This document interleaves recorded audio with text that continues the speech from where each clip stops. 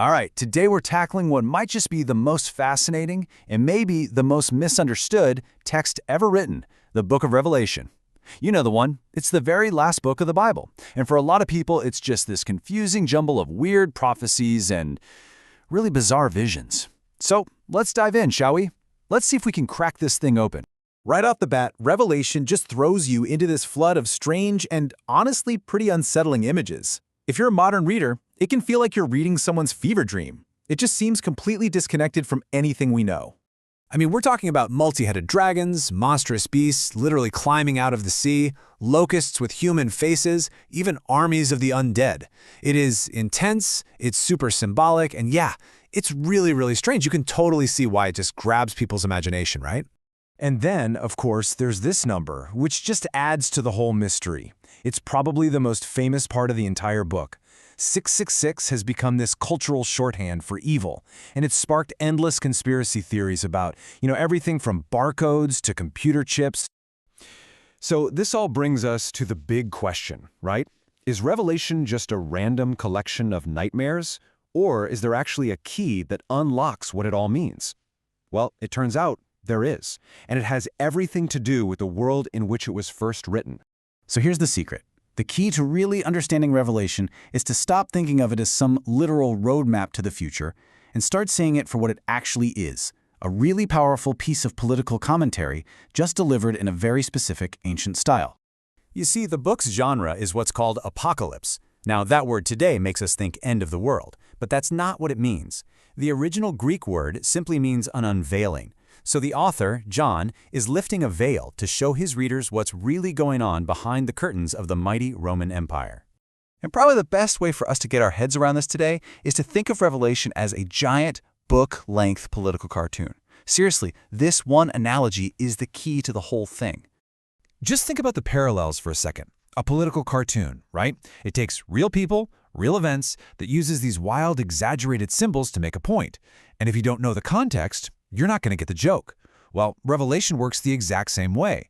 It's talking about the very real Roman Empire, but it uses symbols, beasts, dragons, numbers, to expose just how corrupt it really is. If you don't have that first-century context, you're just completely lost.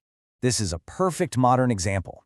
When you see a donkey or an elephant in a political cartoon, you don't think, oh, a literal animal is running for office. No way. You know they represent political parties.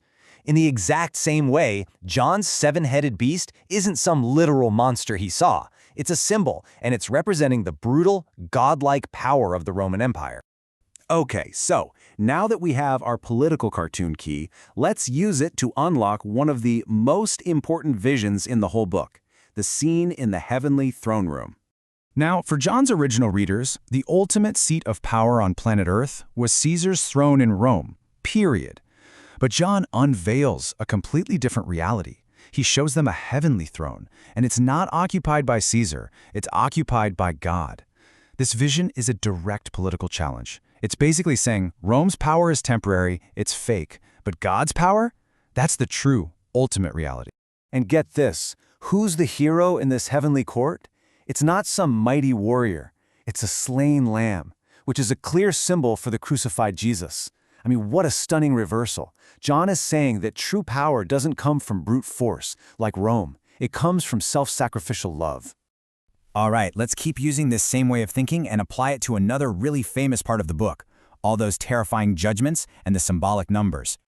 So Revelation describes these judgments falling on the earth in 3 sets of 7. And the imagery John uses is so intentional. You've got water turning to blood, darkness, painful sores. This is a direct callback to the plagues God sent on Egypt back in the Old Testament. The message is crystal clear. Just like God judged the oppressive Egyptian empire, he's going to judge the oppressive Roman Empire too. Which brings us all the way back to that infamous number. Look, if Revelation is a first-century document, written for a first-century audience, then any interpretation they couldn't possibly have understood, like barcodes or microchips, is almost certainly not what John was talking about.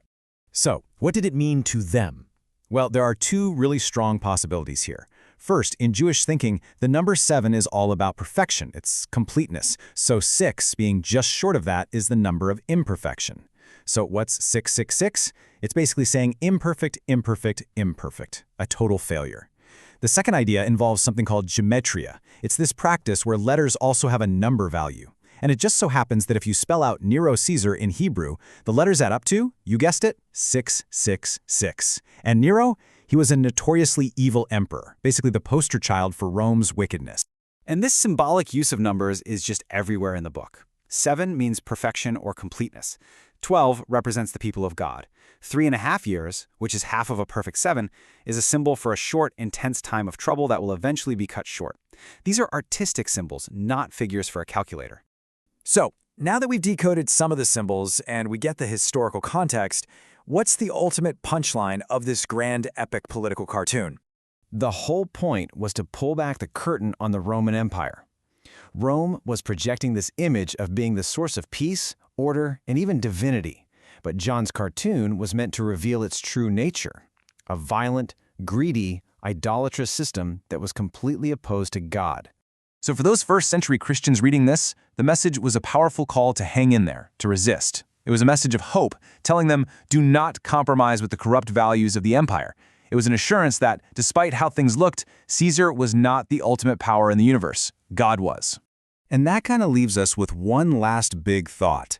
You see, by acting like a political cartoon, Revelation gave its first readers a brand new, critical way to see the world they lived in. And so it challenges us to ask the same kind of questions. What are the empires or systems of power in our own time that demand our total allegiance? And what kind of unveiling do we need to see them for what they truly are?